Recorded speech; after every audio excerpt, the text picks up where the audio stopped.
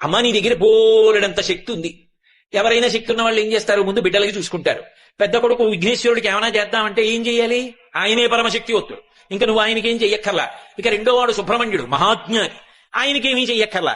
నీ ఆయన మహానుభావు, అమ్ముడిని కలిచేశాడు, ఇంకా ఆయన వివాహం ఎందుకు చేసుకుంటాడు. కానీ అలాంటి వాణ్ణి తపస్సు చేసి ఓంచి మెడలో తాళి కట్టించుకోడు, నీది కదా గొప్పతనం. కాబట్టి నువ్వు శంకరుడికి ఏం చేస్తావు నీ శక్తితో, ఏమీ చెయ్యక్కర్లా, ఆయన మహానుభావుడు. మరి నీ శక్తి అంతా ఏం చేస్తావు, పెద్ద కొడుక్కి నువ్వేం చెయ్యక్కర్లా, రెండో వాడికి చెయ్యక్కర్లా, మీ ఆయనకి చెయ్యక్కర్లా, మీ శక్తిని అంతటిని ఏం చేస్తావు అంటే నన్ను వచ్చి అడగక్క. ఎవడైనా వచ్చి ఆవిడ దగ్గర ఇలా వంగితే చాలట, అప్ప ఒక్కడ దొరికాడు రాని ఇవ్వడానికని ఇచ్చేస్తుంది.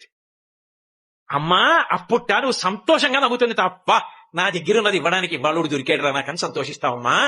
కావలసిందల్లా నీ దగ్గరికి వచ్చి నిటారుగా వెదురు బద్దలా నిలబడ్డం కాదు, ఇలా ఒక సిద్ధు మహానుభావుడు పరమశివుని యొక్క ఇల్లాలివి. అమ్మా లోకములను కన్న తల్లివి, అపారముగా అనుగ్రహించగలిగినటువంటి జగన్మ